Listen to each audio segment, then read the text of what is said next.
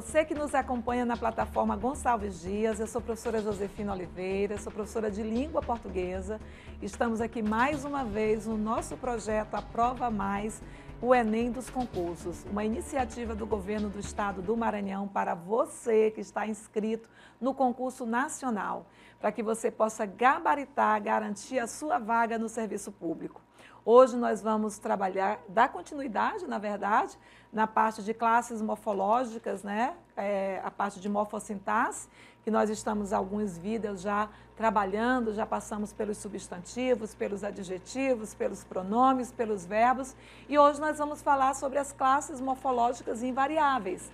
Nós vamos falar do advérbio, nós vamos falar da preposição e da conjunção, que é uma classe muito importante no estudo das orações, que nós também já vimos, né? Nós já fizemos essa aula, falando sobre o estudo do período, orações coordenadas e orações subordinadas. Então, é importante que vocês tenham noção dos conceitos dessas classes morfológicas. Lembrando que a morfologia, ela sempre está associada às classes gramaticais. Substantivo tem função de nomear, o adjetivo tem função de caracterizar, o artigo, ele acompanha o substantivo ou para determinar ou indeterminar esse substantivo. O numeral indica a ideia de quantidade ou de posição. O pronome, ou ele substitui ou ele acompanha o nome, né? Nós vimos isso na aula de pronome. Verbo indica estado ou ação, certo? Fazendo referência aí de tempos e modos verbais, nós também trabalhamos isso. E hoje nós vamos falar do advérbio. O que é o advérbio? É uma classe invariável. Significa dizer invariável, ela não flexiona nem gênero, nem número. Essa classe morfológica, ela normalmente está associada ao verbo, para indicar uma circunstância, indicar um valor circunstancial. É interessante observar que o próprio nome advérbio, esse prefixo ad significa junto, verbo, junto do verbo, associado ao verbo. Só que nem sempre o advérbio, ele vem só associado ao verbo. Ele pode vir associado a um adjetivo ou ele pode vir associado a outro advérbio. Olha o exemplo aqui, ó. Ele canta bem. Esse bem se refere ao verbo cantar, indicando uma circunstância de quê? De modo. Como ele canta? Bem. Então, nesse caso, eu estou associando um valor circunstancial para o verbo. Mas quando eu digo ele estava bastante assustado, esse bastante, ele não está se referindo ao estava, ele está se referindo a assustado. Eu associo ao adjetivo assustado para intensificar. Ele não estava só assustado, ele estava bastante assustado. Então, eu intensifico. Aí eu tenho um advérbio de intensidade. No outro exemplo, ele diz assim, ó, ele estava muito bem. Olha, ele estava bem. Esse bem indica um modo, certo? Já é um advérbio. Mas quando eu digo muito bem, esse muito intensifica o bem. Então, é um advérbio se referindo a outro advérbio. No geral, o advérbio se refere ao verbo, mas em alguns casos ele pode se referir a um adjetivo, ou podem se referir a outro advérbio, tá? E um ponto interessante em relação à questão do advérbio ou da locução adverbial, porque a locução adverbial, ela é um termo preposicionado, vem com uma preposição com o mesmo valor do advérbio, né? Eu posso dizer, associar, né? Com certeza, é uma expressão preposicionada, então isso é uma locução adverbial, ou eu posso colocar a referência aí, certamente, que seria o advérbio, tá? Tanto a locução quanto o advérbio, sintaticamente, eles são adjuntos adverbiais. Nós já até vimos isso no estudo das orações. Perdão, no estudo dos termos da oração, né? Funções sintáticas. Então, nesse caso, sempre que eu tiver um advérbio, qual é a função sintática dele? Adjunto adverbial. Sempre que eu tiver uma locução adverbial, qual é a função sintática? Adjunto adverbial, tá? Isso não muda. Aí nós temos a referência em termos de preocupação. Outro elemento importante da nossa língua é a preposição. A preposição, ela é importante principalmente porque ela que vai fazer a conexão dos termos que estão subordinados entre si. O verbo e o seu complemento, o nome e o seu complemento. Se esse nome ou esse verbo exigir preposição, eu vou ter que usar essa preposição para fazer a conexão. Isso é o estudo da regência. Quando a gente estuda a regência nominal, a gente está estudando se o nome pede ou não preposição. Quando a gente estuda a regência verbal, nós estamos estudando se o verbo pede ou não preposição. Por exemplo, o verbo acreditar. Quem acredita, acredita em alguma coisa. Esse em aí é preposição, certo? Vai ligar o verbo ao seu complemento. Acredito em dias melhores, certo? Esse em dias melhores faz a conexão aí em relação ao verbo, complemento do verbo, certo? Então, atentem. Aqui eu coloquei só a título de informação, que são as preposições essenciais e as preposições acidentais. Mas não há necessidade de você ficar memorizando isso. A preocupação deles não é para você dizer se a preposição é essencial ou acidental. A preocupação maior deles é você ver o valor semântico dessas preposições.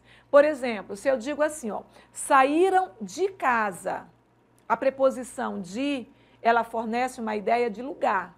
É a relação semântica de lugar. Saíram de onde? De casa. Então, deu a ideia de lugar. Se eu dissesse assim, ó, tremiam de frio, a mesma preposição de, só que agora ela não dá ideia de lugar. Quando eu digo tremiam de frio, a relação que eu estabeleço agora com o verbo é uma relação de causa. O frio é a causa, é o motivo de tremer. Então, neste caso, você tem o valor causal. Então, é muito importante a gente perceber o sentido que a preposição pode estabelecer dentro de um dado contexto. Agora, além da preposição, nós temos as conjunções, que é uma outra classe também variável. Ah, um detalhe, a preposição, ela não tem função sintática, porque é um conectivo da língua. O que é conectivo? É elemento de ligação. Conecta o verbo ao seu complemento, o nome ao seu complemento. Então, sintaticamente, ela é chamada de conectivo. A conjunção também.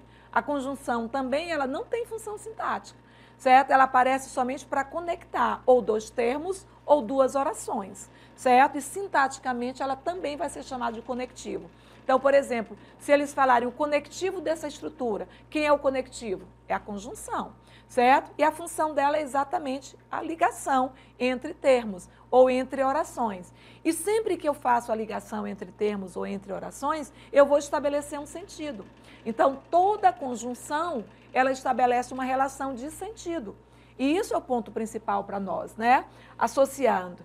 No caso aqui nós teríamos, olha, as coordenativas, olha aí, ó, aditivas, nós já até vimos isso no estudo do período, né?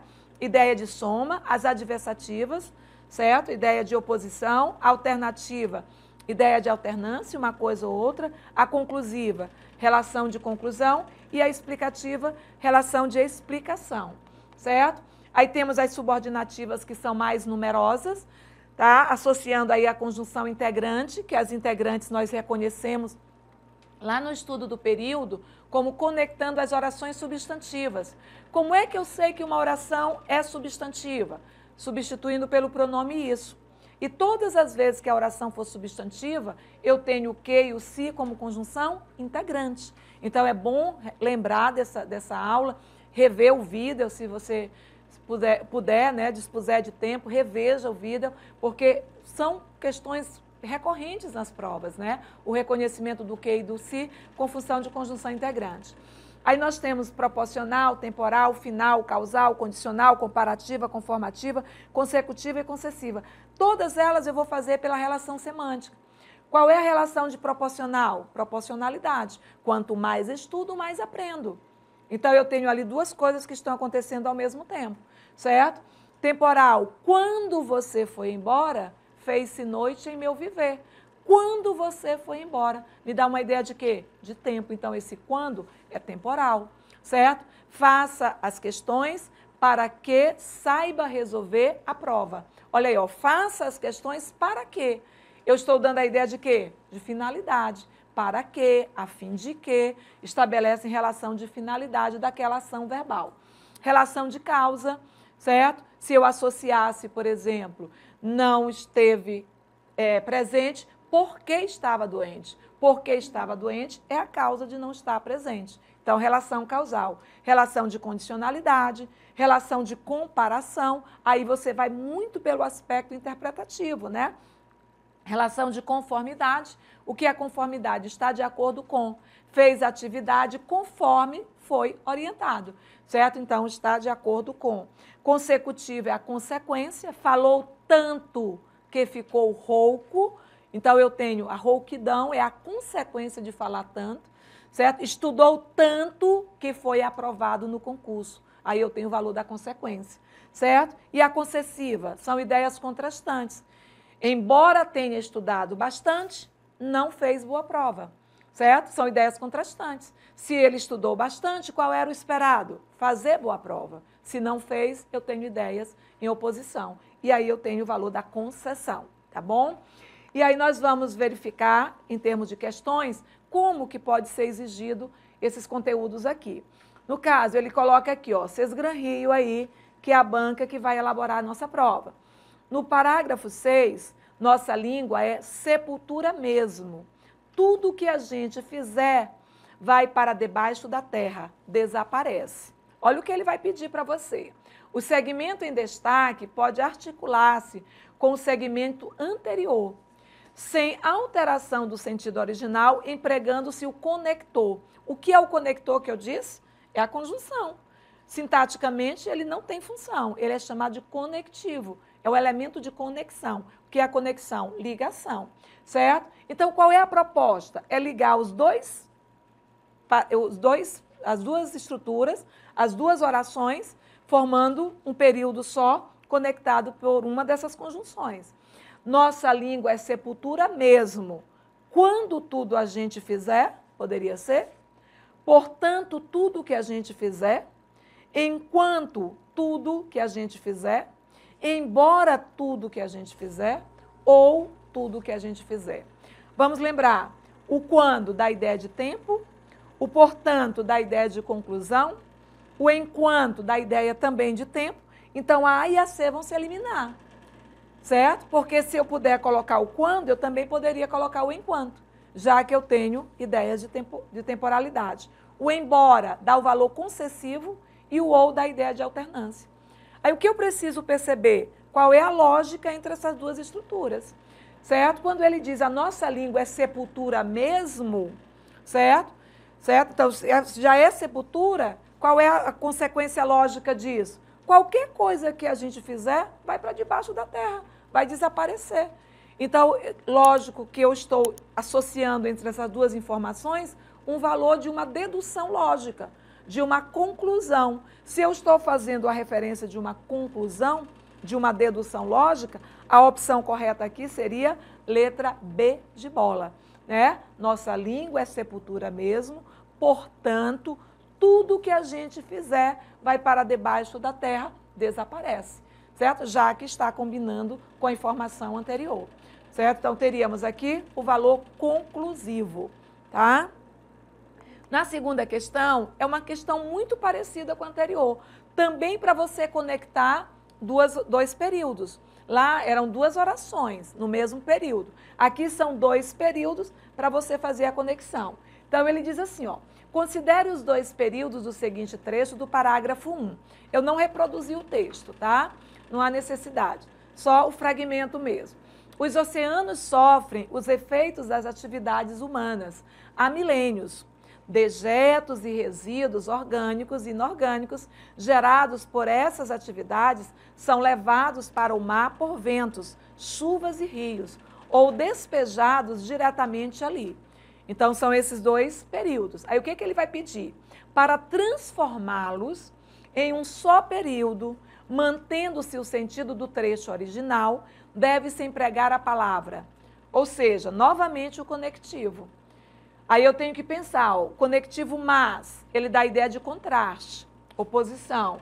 Por quê? Ele dá o valor de causa, certo? O quando, ele dá o valor de tempo. O embora, ele dá o valor da concessão. E o portanto, ele dá o valor da conclusão. O que eu preciso fazer? Eu preciso criar lógica para saber. Os oceanos sofrem os efeitos das atividades humanas há milênios. Ele afirmou isso. Certo? Aí depois ele vem dejetos e resíduos orgânicos, certo? E inorgânicos gerados por essa são levados para o mar por ventos, chuvas e rios ou despejados diretamente ali. equivaleria a dizer assim, ó, os oceanos sofrem os efeitos das atividades humanas há milênios, já que, uma vez que, porque os dejetos e resíduos, são levados, certo? Então, qual é a relação que está sendo estabelecida aqui? Uma relação de contraste? Não. Então, eu já elimino o mas e já elimino o embora, que são os dois conectores que estabelecem relação de oposição, certo? É uma relação de tempo? É quando isso acontece? Não. Aqui ele está estabelecendo, dizendo por quê, certo? Ele está dizendo que há milênios, certo? Os oceanos sofrem com isso, certo? E aí ele vai dizer por quê. Porque os dejetos, os resíduos, eles são levados pelos ventos, pelas chuvas e despejados ali no oceano, certo? Então, ele está dando o motivo, ele está dando a causa. Então, não teríamos a ideia da temporalidade. Então, vamos eliminar a letra C.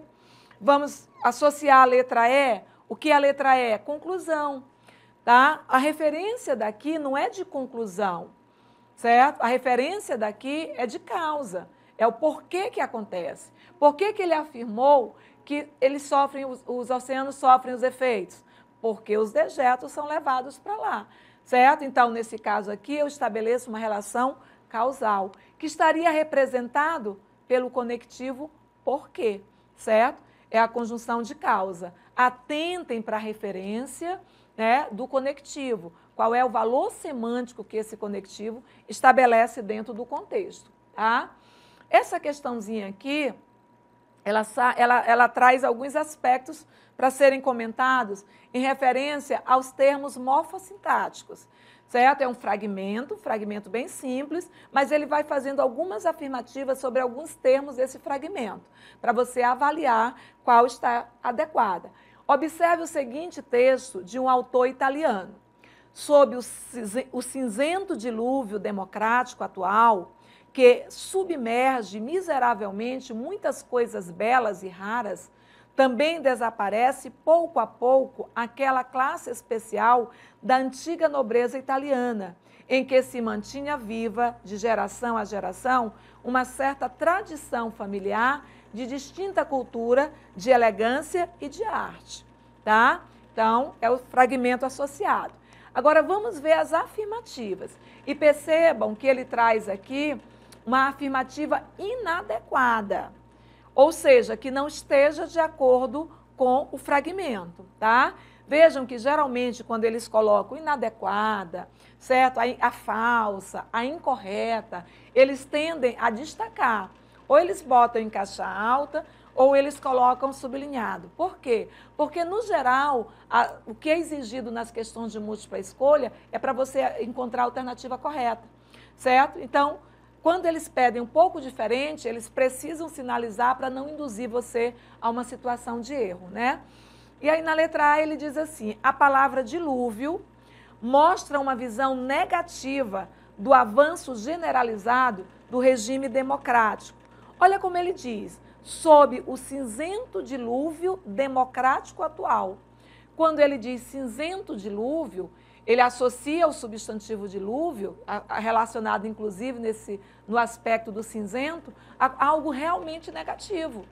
Quando você pensa um céu cinzento, uma paisagem cinzenta, você pensa em algo triste, em algo desolador, certo? Então, de uma certa forma, e ele usa o termo dilúvio, né, no sentido assim de algo que vai levando você com a força da água e tudo mais, como algo que foi realmente negativo. Então, verdadeira alternativa A, tá? Ele quer a incorreta. A letra B, o texto lamenta a perda de valores tradicionais conservados pela nobreza italiana. Ele não fez uma crítica, ele não disse cinzento dilúvio democrático atual, que submerge miseravelmente muitas coisas belas e raras, também desaparece pouco a pouco aquela classe especial da antiga nobreza italiana. Então, ele está fazendo uma crítica, certo? Com essa democracia, esse dilúvio democrático, há uma perda que ele está lamentando. Então, verdade, o que está afirmado na letra B, ele lamenta a perda de valores tradicionais conservados pela nobreza italiana, quando ele diz desaparece pouco a pouco aquela classe especial da antiga nobreza italiana, em que se mantinha viva, olha aí, ó, de geração a geração, quer dizer, era um costume, né? Uma certa tradição familiar de distinta cultura, de elegância e de arte. Então, ele está lamentando isso, né? Então, verdade, a letra B. A letra C, ele diz assim, o advérbio miseravelmente indica o decréscimo de valores econômicos trazidos pelas mudanças políticas. Olha, aí ele fez a referência do advérbio, né? Ele diz assim, ó, sob o cinzento dilúvio democrático atual, que submerge miseravelmente muitas coisas belas e raras, certo? Então, ele está dizendo que esse miseravelmente tem a ver com a questão econômica, com a perda do poder econômico, certo? Trazido pelas mudanças políticas? Não. A associação que ele faz aqui no texto, né, dentro da referência, é que esse miseravelmente significa dizer pouco a pouco, certo? É de pouquinho. As coisas belas e raras são poucas, são miseráveis, são pequenininhas, certo? Porque ele está criticando essa mudança, né, desse dilúvio democrático. Então, esse miseravelmente, semanticamente, ele não está relacionado com a questão da condição econômica ou com a condição política, mas ele está relacionado com o fato de ser pouco, raras coisas belas, certo? Poucas coisas belas, tá? Então, aí nós temos a letra C que está incorreta, tá? Porque esse advérbio não está correlacionado com o aspecto econômico ou político. A letra dele diz assim, ó, ao designar a antiga nobreza italiana de classe especial, o autor do texto mostra a valorização dessa classe? Sim, ele está lamentando que haja uma perda dessa cultura, né? Então, ele coloca classe especial dentro de uma situação de enaltecer, de fazer o destaque, então, verdadeiro. E a letra E, a cultura, a elegância e o cultivo da arte são os valores perdidos no mundo pelo dilúvio democrático? Sim. Ele faz no último parágrafo, na última parte, ele diz, certo? Uma certa tradição familiar de distinta cultura, certo? De elegância e de arte. Então, ele faz aí uma crítica em relação a esse dilúvio democrático. Então, a opção incorreta é letra C de casa, no valor do miseravelmente, ok? Fechamos aqui a última parte das classes de palavras, que é a parte das classes invariáveis. Na próxima aula, nós vamos fazer algumas questões associando essas classes variáveis, mas é importante que vocês acessem a apostila de vocês, o material didático, verifiquem as informações teóricas, os exemplos que estão na parte teórica, façam as questões gabaritadas, certo? Pratiquem, porque isso dá familiaridade com o conteúdo para que vocês consigam arrasar no momento da prova, tá? Maio está bem aí, é depois de amanhã, está quase chegando, então, mas ainda dá tempo, certo? Estude com responsabilidade. A apostila você pode acessar aí pelo QR Code, né? Se você quiser, você pode pegar aí o link na descrição do vídeo, tá? E vamos ter determinação para realmente fazer a diferença se você quiser conquistar a sua vaga no serviço público, né? Nós temos aqui a plataforma Gonçalves Dias trazendo, fazendo um trabalho de qualidade, um diferencial, então nos siga nas redes sociais, né? No Instagram, no YouTube, certo? Dê lá o seu joinha, o seu like, tá? Coloque lá o sininho para despertar você quando nós estivermos colocando alguma nova informação. Então, é uma oportunidade que você está tendo, né, fornecida pelo governo do Estado do Maranhão, para que você tenha condições de fazer, sim, a diferença no momento da sua prova. Tá? Um beijo no coração de vocês, fiquem com Deus e até a nossa próxima aula.